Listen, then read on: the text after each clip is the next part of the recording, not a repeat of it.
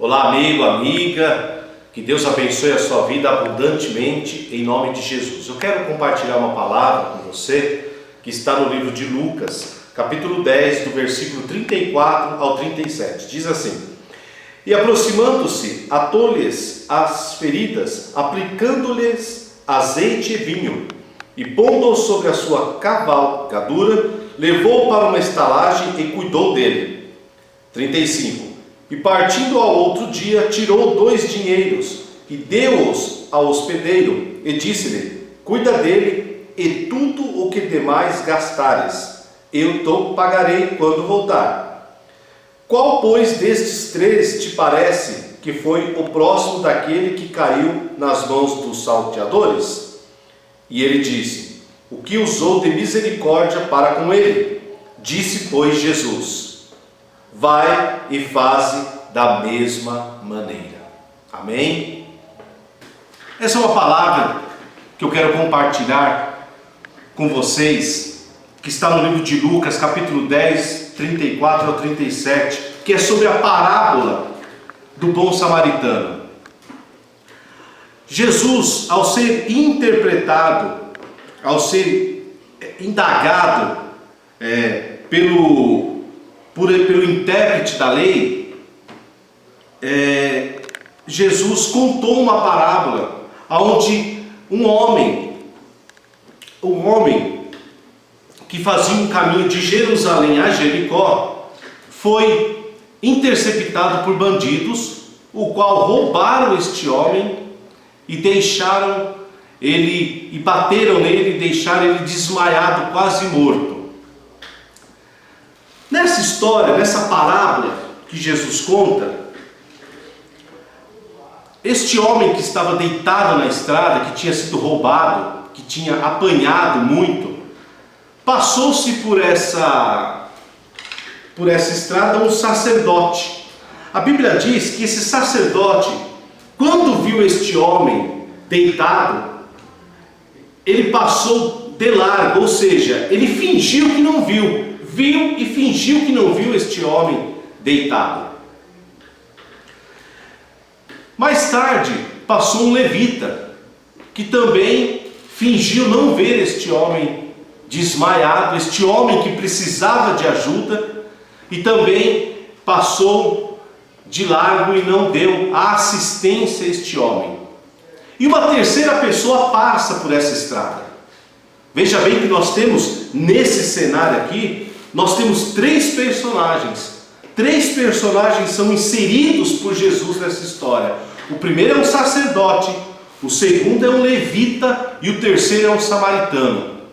O sacerdote, ele passou, fingiu que não viu e continuou a sua caminhada. O levita passou, fingiu que não viu, também continuou a sua caminhada. E um terceiro homem, um samaritano, passou e socorreu este homem, deu assistência a esse homem. Então eu gostaria de mostrar, de falarmos um pouco sobre esses cargos. Por exemplo, sacerdote, levita. Sacerdote, nós temos uma definição de sacerdote que foi o primeiro homem que passou e não deu atenção. Sacerdote, existe uma definição em Hebreus capítulo 5, versículo 1, que diz que sacerdote, todo sumo sacerdote judaico é simplesmente um homem como qualquer outro, porém é escolhido para falar por todos os outros homens naquilo que eles têm a tratar com Deus. Ele apresenta as ofertas deles a Deus e oferece a ele o sangue dos animais que são sacrificados. Ou seja, o sacerdote naquela época, ele era constituído das coisas concernentes a Deus a favor dos homens. Ou seja, ele levava os assuntos do povo a Deus. Ele queimava os sacrifícios do povo, ele oferecia os sacrifícios do povo a Deus. Ou seja, ele era um homem de uma importância grande nas coisas referentes a Deus, nas coisas que se diz respeito a Deus. Mas neste momento que ele passou ali na estrada, ele passou de largo, ou seja, ele não deu assistência àquela pessoa. A Bíblia diz também que passou um levita. Veja bem que levita eram pessoas que eram responsáveis e são responsáveis ainda hoje na adoração e levar o povo a adorar a Deus. Aliás, a ordem dada a Moisés pelo Senhor era que os levitas não só ministrariam nos tabernáculos, mas também cuidariam dos utensílios do tabernáculo. Ou seja, a função de um levita não era apenas de cantar, mas também eles tinham cuidado com as coisas que se referiam ao tabernáculo. Ou seja, nós temos aí na parábola contada por Jesus 3 pessoas: um sacerdote, um levita e um samaritano.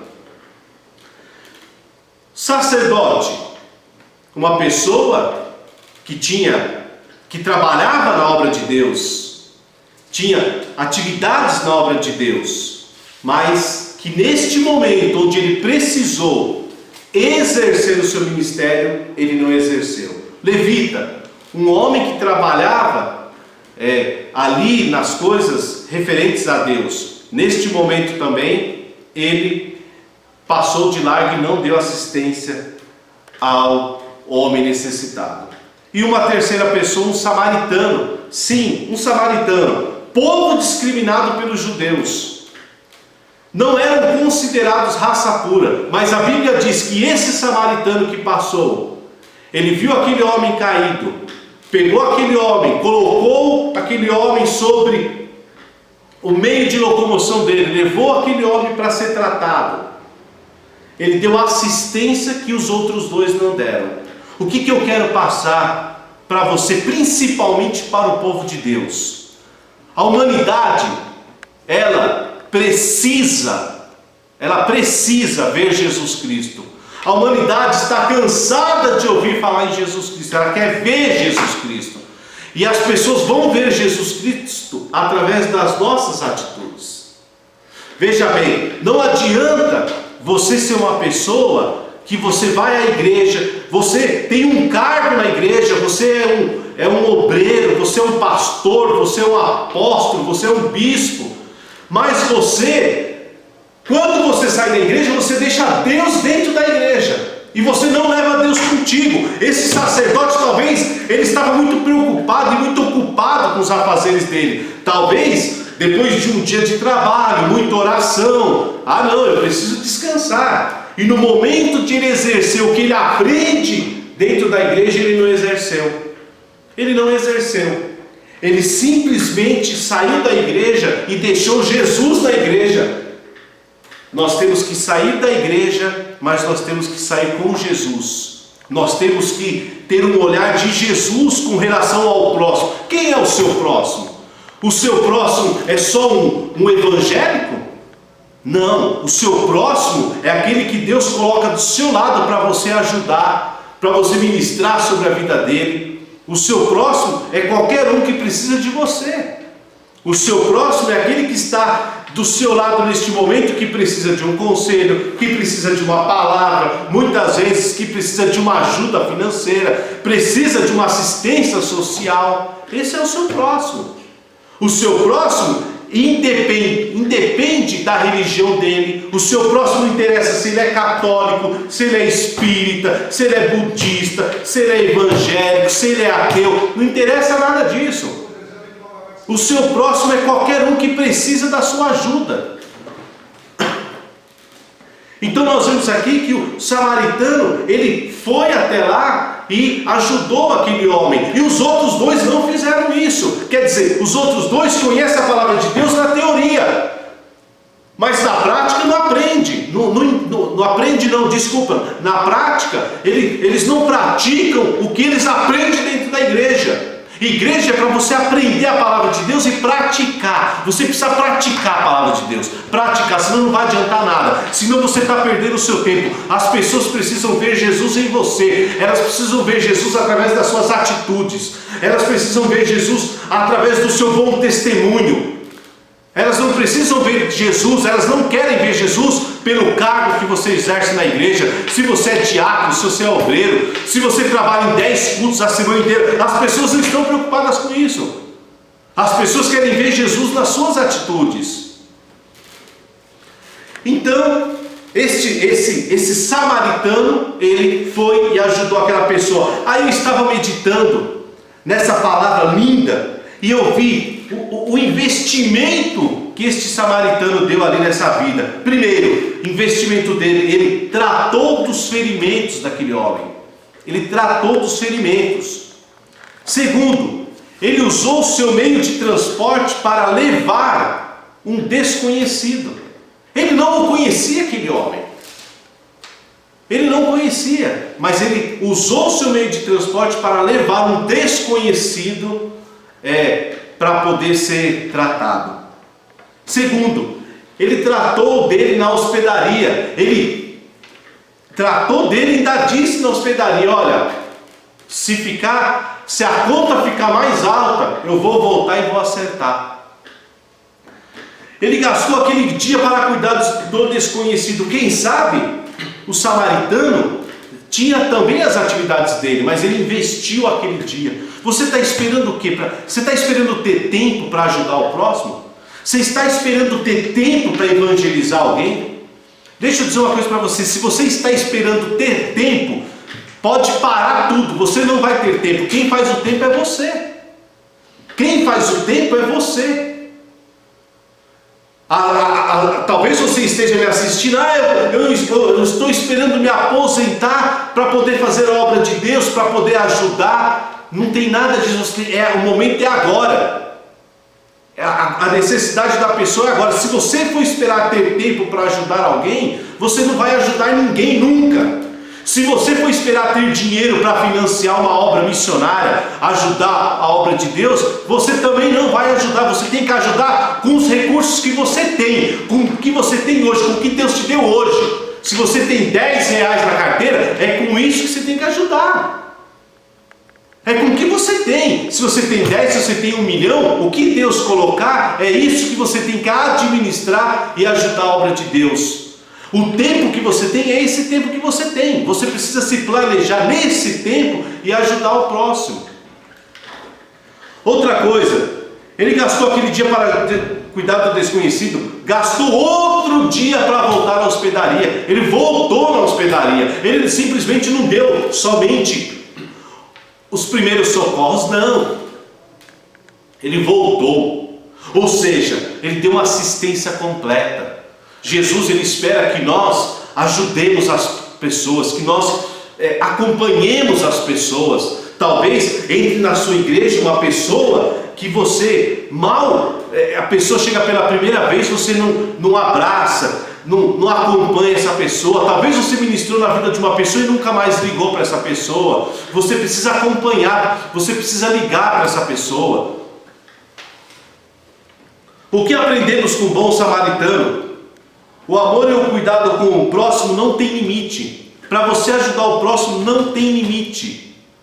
Uma alma vale mais do que o mundo inteiro. Quanto vale uma alma para você? Deus te levantou nesse tempo para você fazer a diferença nessa terra. Quanto vale uma alma para você? Segundo, pessoas são mais importantes do que coisas. Pessoas são mais importantes do que coisas. Ainda que o mundo não valorize mais as pessoas e sim coisas, pessoas são mais importantes do que coisas. Por isso que uma vida tem muito valor, uma pessoa necessitada, ela tem muito valor. Um ser humano é mais importante do que coisas. Terceiro, pessoas são mais importantes do que instituições. Você está preocupado com o quê? Com a ordem do seu culto? Você está preocupado com o quê? Que primeiro tem que ter a oração inicial. Você que é um pastor e está me vendo, primeiro tem que ter a oração inicial, depois tem que ter a palavra. Ou primeiro a oração inicial, 3 louvores, palavra. O que Deus falar no seu coração você tem que fazer. Se Deus falar que tem que fazer o apelo no início do culto, você tem que fazer o apelo no início do culto. O que é mais importante? A ordem ou as pessoas? O que é mais importante? A instituição ou as pessoas? Você, obreiro que está me ouvindo, você, diácono, talvez você fique atrás de pastores para poder orar por alguém.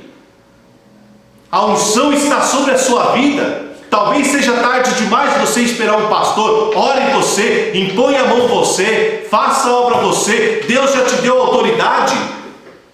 Deus te deu autoridade para você ministrar sobre os enfermos. Quinto, pessoas são mais importantes do que a obra. Pessoas são mais importantes do que a obra. Talvez você é uma pessoa que se preocupe muito com a obra de Deus. Sim, devemos nos preocupar. Mas pessoas são mais importantes do que a obra. Muitas vezes você vai deixar a obra sim, para cuidar de alguém. Talvez esse samaritano aqui estivesse indo para um culto, quem sabe, eu não sei.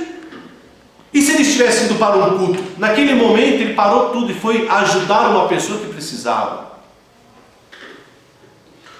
O Senhor da obra é mais importante que a obra do Senhor. A compaixão não depende da hora. A compaixão não depende do lugar, da pessoa que precisa, da conveniência. Depende exclusivamente de quem vê a necessidade. Eu vou repetir para você. A compaixão não depende do lugar, não depende da hora, da pessoa que precisa.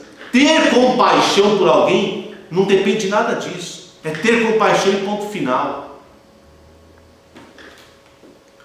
Até onde estamos dispostos a chegar para agradar e demonstrar que amamos nosso irmão ou o nosso próximo? Até onde você está disposto a ir para mostrar que você ama? Para mostrar que você está vivendo isso aqui, ó. Jesus disse aqui assim, ó, em Lucas 10, Jesus respondeu, e respondendo ele disse: amarás o Senhor teu Deus de todo o teu coração, e de toda a tua alma, e de todas as tuas forças. Então, querido, querida, você que está me ouvindo, você tem que amar a Deus em primeiro lugar, de todo o teu coração, de toda a tua alma e de todas as tuas forças, e de todo o teu entendimento, e ao teu próximo como a ti mesmo. Aqui são duas vertentes. Você tem que amar a Deus em primeiro lugar e ao teu próximo. Você sabia que se você amar a Deus e não amar ao teu próximo, está anulado? Uma anula a outra. As duas trabalham em conjunto. A palavra de Deus aqui, Jesus disse assim, ó, na hora que se levantou o doutor da lei, e eis que se levantou certo doutor da lei, tentando, dizendo: mestre, o que farei para herdar a vida eterna? E ele lhe disse: que está escrito na lei? E respondendo ele disse: amarás o Senhor teu Deus de todo o teu coração, e de toda a tua alma, e de todas as tuas forças, e de todo o teu entendimento, e ao teu próximo como a ti mesmo. Então, você precisa amar a Deus, sim, de toda a tua força, de todo o teu entendimento, e amar ao teu próximo. Porque você diz que ama a Deus, mas você não ama ao teu próximo. Está anulado. Não tem validade, não vai adiantar. As coisas trabalham em conjunto. Não tem meia palavra de Deus. Não tem meia palavra de Deus, é a palavra de Deus. Muito bem. Para nós concluirmos essa mensagem, recordemos a pergunta inicial: o que fazer para alcançar a vida eterna? Para alcançar a vida eterna é preciso amar a Deus e amar ao próximo.